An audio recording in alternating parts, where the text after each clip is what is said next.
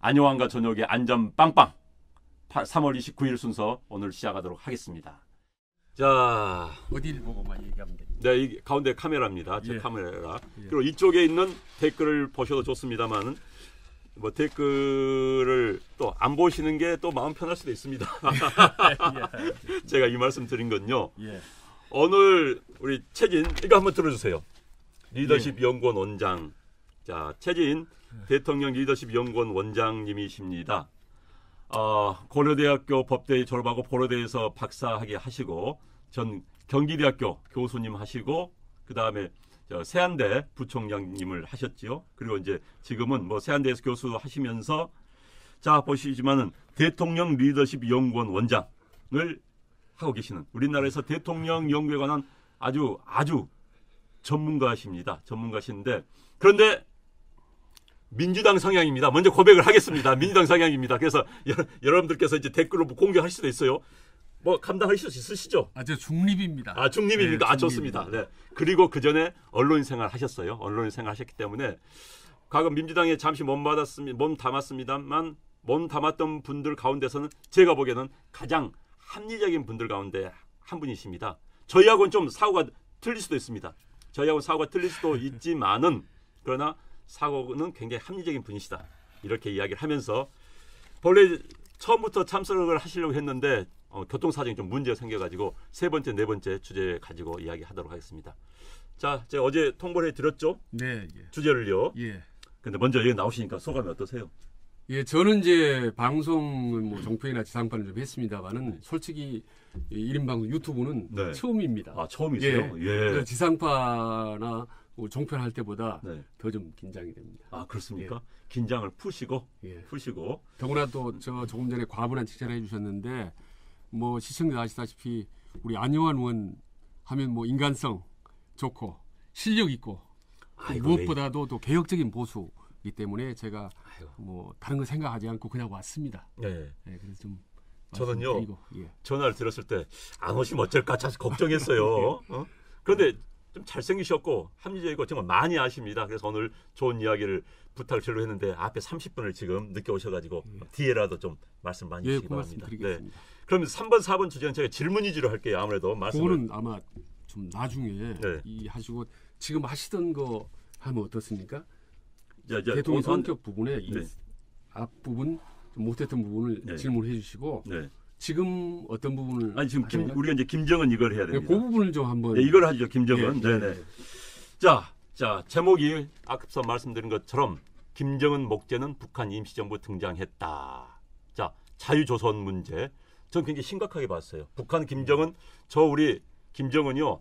남한 뉴스 모니터 잘합니다. 우리 언론에서 나오는 북한 임시정부 이야기 들으면서 또 스페인 대사관에 나왔던 스페인 대사관을 일국의 대사관을 이른바 군인들도 아닌 일반인 습격해가지고 장악을 한 다음에 다 가지고 갔습니다. 그런데 그게 지금 FBI와 관련된지 CIA에 관련된지 하는데 북한은 지금 입 꼭 다물고 있습니다.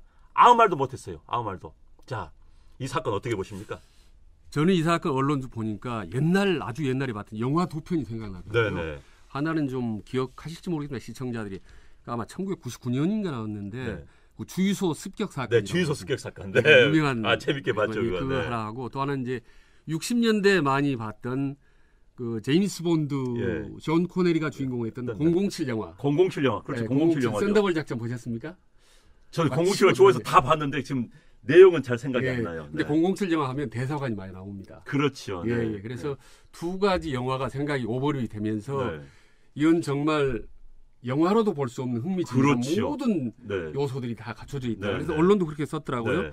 세계 아마 첩보 사상 보기 드문 최초의 그런 대사관의 습격 사건이다. 완벽한 사건이죠. 어떻게 보면. 근데 이제 이걸 말씀드리려면 제가 이제 아시다시피 남북 문제 전문가는 아닙니다. 그리고 이제 저는 행정학을 공부했지만 분석들은 심리학입니다. 그러니까 어찌 보면 굳이 표현하면 정치 심리학자. 네, 그렇죠. 뭐 이런 심리학자. 표현을 하는데 저하고 사적에서 맥주 한잔 하면요 심리학 이야기를 무지하게 많이 하십니다. 제가 강의도 하고 주로 심리학 강의를 하는데요. 이번 사태의 본질을 이제 제 전공 정치 심리학 입장에서 본다면 두 사람을 통해서 우리는 이 사건 전체를 볼 수 있다. 네. 미국의 35대 대통령 케네디와 네. 45대 대통령 트럼프다. 네. 두 사람 통해 볼 수 있다. 예. 네네. 좀 왜 그렇습니까? 엉뚱하죠. 아니, 상당히 스케일 크게 나오니까 저도 긴장이 됩니다. 예. 이게 좀 의아스럽게 생각할지 모르겠는데 요번에 이번 대사관 습격 사건을 주도한 사람이 행동대장이라는 사람이 아시다시피 에드리안 홍창이라 이름도 특이하지 않습니까? 그래서 이제 본명이 홍으뜸 35세인데요. 그리고 아버지가 뭐 선교사 활동도 하는 분이고 미국에서 초등학교, 중학교, 대학교를 나왔는데 예일대를 졸업했는지 예일대 연구원이었는지는 확실치는 않습니다. 근데 상당히 예일대 역사학과라고 좀 나오던데. 근데 연구원이었는지 학생이었는지는 확실히 모릅니다만은 아무튼 상당히 브레인이고 머리 영리한 젊은 친구 아니겠습니까? 그렇죠. 근데 이 친구가 스페인을 대상을 습격하고 도망칠 때 차를 타고 도망쳤지 않습니까? 차를 빌렸던 이름이 오스왈드 트럼프입니다. 가명이. 네네네. 오스왈드 트럼프. 그 외에 다른 몇 군데 이 주인공이 말하면 홍창이. 오스왈드 하니 제가 순간 어찌싹하네요. 예, 오스왈드 트럼프라는 가명을 여러 군데 썼습니다. 네, 오스왈드 케네디 아시죠? 예, 케네디 암살범이죠. 그렇죠. 예. 근데 단순히 이름이 비슷한 게 아니고 지금 보여주고 있는 여러 가지 모습들이 상당히 비슷한 게 많아요. 아시다시피 오스왈드가 당시 케네디를 암살했을 때 본인도 얼마 후에 암살이 됐습니다만은 당시에 CIA라든 미국 정보기관의 개입설, 연루설이 파다있지 않습니까? 그렇죠. 지금 그런 점에서 지금 언론에 나왔지 않습니까? FBI에 보고를 했다, 정보를 줬다 이런 얘기들이 나오고 또 CIA 연루설들이 지금 파다하게 나오지 않습니까? 이런 부분들이 뭔가 복잡한 어떤 암약 이런 게 있지 않나라는 점에서 상당히 좀 비슷한 측면이 있고 또 하나는 지금 트럼프라는 대통령이 현직 대통령 이름을 가명으로 썼다는 거예요. 그러니까요. 그것도 대담해요, 사실. 그거는 가명을 썼다는 건요. 10중 8구 되게 자기가 좋아하는 사람이거나 아니면 아저씨라거나. 아저씨가. 근데 되게 좋아하는 사람이 많습니다. 그렇죠. 자기 가명을 쓸 때는. 그러니까 그렇다면 트럼프를 좋아한다고 할 경우에 트럼프에 대한 지금 북한의 입장은 어떤가요? 아주 모호합니다. 지금 한때는 리틀 로켓맨, 그렇죠. 그다음에 뭐 크레이지 보이라고 아주 심한 욕설에 가까울 정도 비판했다가 이후에 남북 정상회담으로 많이 지금 좋아지지 않습니까? 요즘 뭐 좋은 관계다, 뭐 연인이단식까지 이야기하고 있죠. 이런 와중에 이제 하노이 회담이 결렬됐습니다. 이 판에 이 사건이 터졌는데, 자, 이 사건에 대한 에드리안 홍창이 스페인 습격 사건에 대한 북한과 미국과 한국 입장은 무엇이냐? 바로 그거죠. 이게 정말 중요한 건데요. 맞습니다. 지금 입을 열고 있는 나라는 하나입니다. 스페인. 그렇죠. 스페인만. 스페인만 범죄 인도를 넘겨라. 지금 미국은 공식 입장은 없습니다. 한국 입장도 없습니다. 이 입을 벙긋 여는 순간이요. 이거 굉장히 민감한 문제죠. 아주 민감한. 그렇죠. 지금 이제 그러니까 보도가 흘러나온 것을 보면은 현재 스페인 판사가 이제 그 설명을 했죠. 스페인은 이제 판사가 수사를 합니다. 수사를 할 수 있는 판사가 있어요. 그래서 스페인 판사가 사실 노골적으로 이름을 밝히면 저는 그건 사실 안 된다고 생각하는데 이름 밝히면서 FBI와 27을 접촉을 했다. 이런 이야기를 했어요. 또 이제 일부 스페인 신문은 CIA가 개입을 했다는 이야기가 나오고 있는 거 아닙니까? 지금. 근데 지금 제가 상당히 좀 이 발언이 좀 아슬아슬합니다만. 괜찮아요. 여기는 괜찮습니다. 다 이해합니다. 우리. 저는 이제 쭉 언론을 분석하고 보면서 이번 하노이 정상회담의 결렬 과정에서 이 친구가 에드리안 홍창이 결정적인 역할을 하지 않았나. 결렬에? 의심이 자꾸 걱정 반 의심 반 이런 생각이 듭니다. 왜냐하면 회담이 열리기 일주일 전 쯤에 습격을 했지 않습니까? 근데 왜 하필 대한민국 지구상에 하고 많은 대사관은 스페인 대사관. 아시다시피 스페인 바로 직전의 대사관이 김혁철이라는 사람이었습니까? 이 사람이 누굽니까? 지금 현재 김정은 옆에서 최측근의 대북 문제, 대미 관계를 책임지고 있는 사람입니다. 그리고 하노이 정상회담 때 배석을 했습니다. 김정은 옆에. 이랬던 중요한 인물이 이 일을 했던 데입니다. 대사관이. 근데 간 김을 빼낸 게 뭐 핵무기 관련된 뭐 이런 정보들을 넘겼다는 보도가 나오고 있지 않습니까? 그런데 그 이후 회담이 하노이 회담이 결렬된 다음에 언론에 어떤 내용이 나왔습니까? 네. 트럼프 쪽에서 네. 김정은 쪽이 깜짝 놀랄 만한 핵 관련 정보를 들이댔다는 거 아닙니까? 네. 이게 어떤 관련성이 있다면 그렇다면 트럼프의 입장은 뭐냐? 네.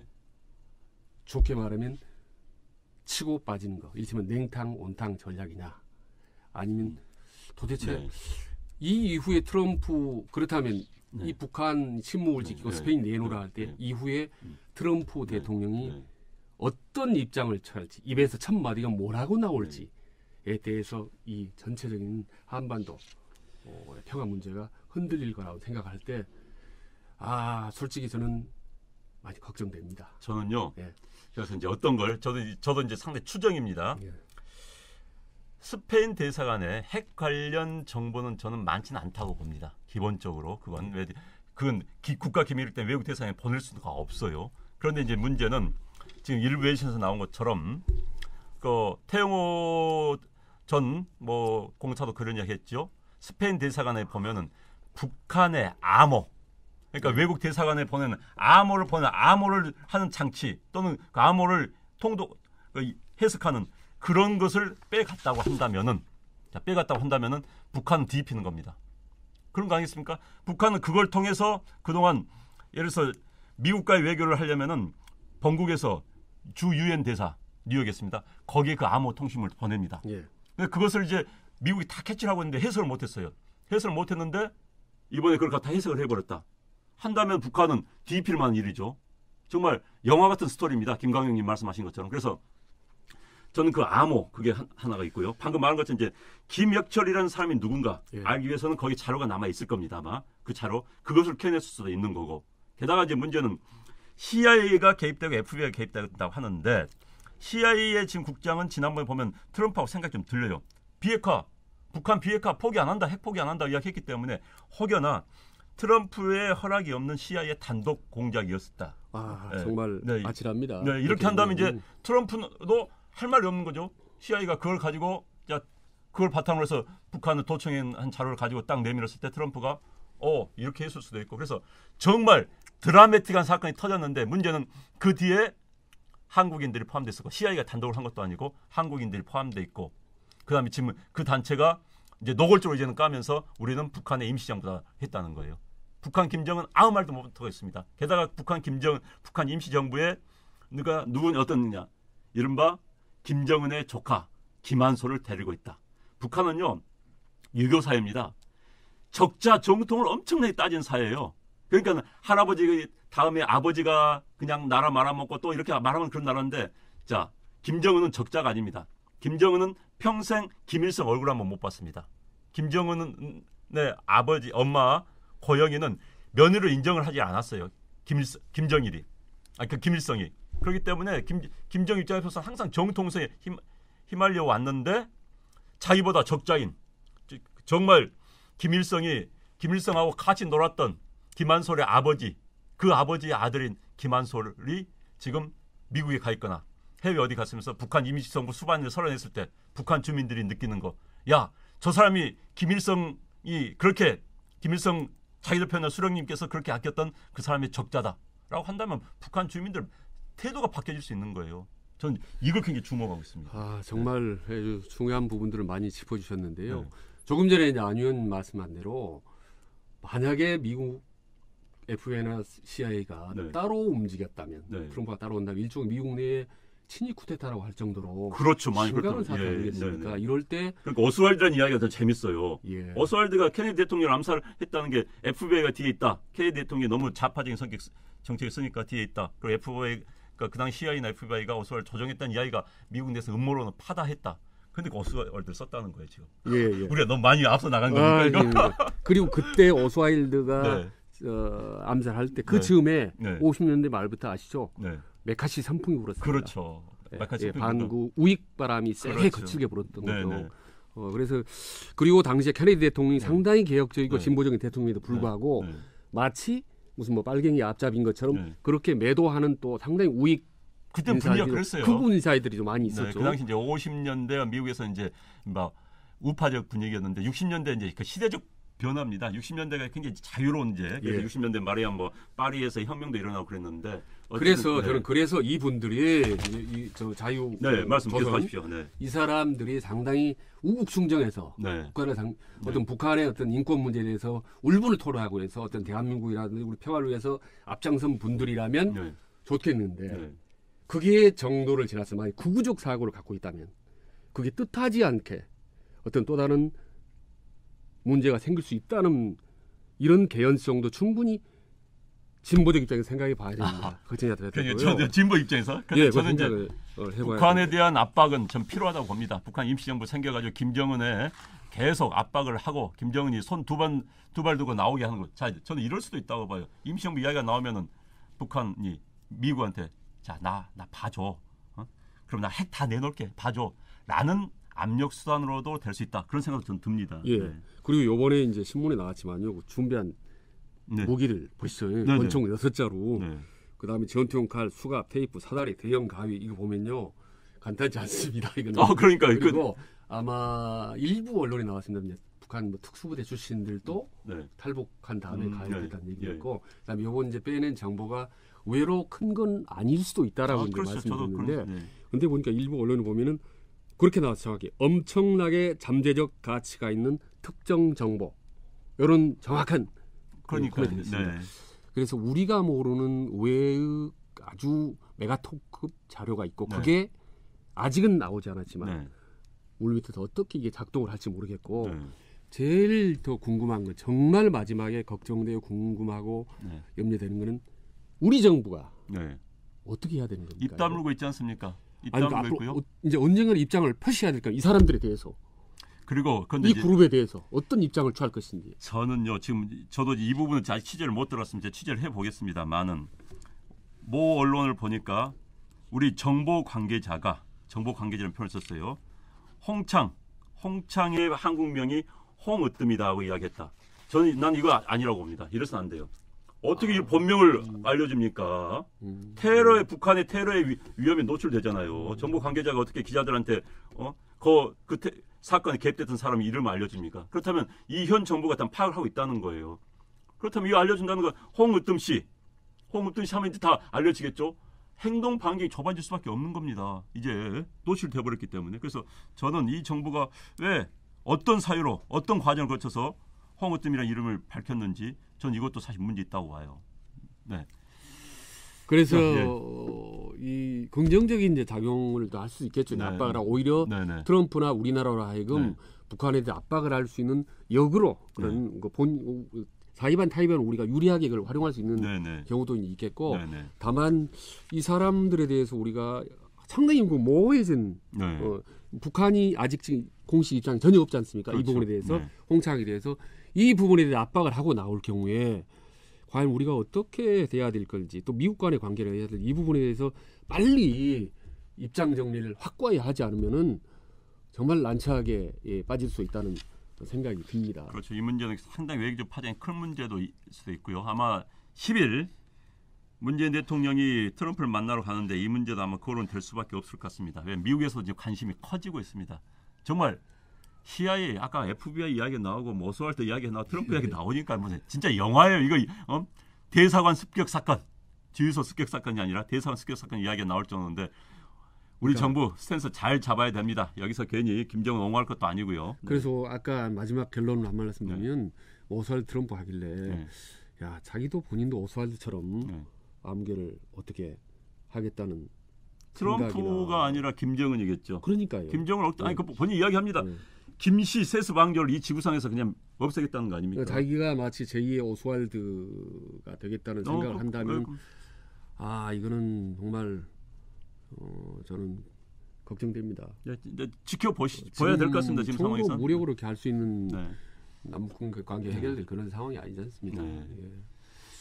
네, 이 문제는요 정말 현재 우리 언론이 보도하는 그런 것 이상으로 상당히 심각한 내용이 포함되어 있을 것 같고 앞으로 파장이 더 클 것 같습니다. 그리고 이게 이제 북한 임시정부라는 이름이 전 세계에 지금 알려지기 시작했습니다. 그럼 전 세계 이제 북한을 싫어하는 사람들이 또 모일 수도 있는 거고요. 이 파장이 상당히 클 것 같습니다. 저희들이 계속 속보가 나오고 중요한 이야기거리가 나오면은 이야기를 하도록 하겠습니다.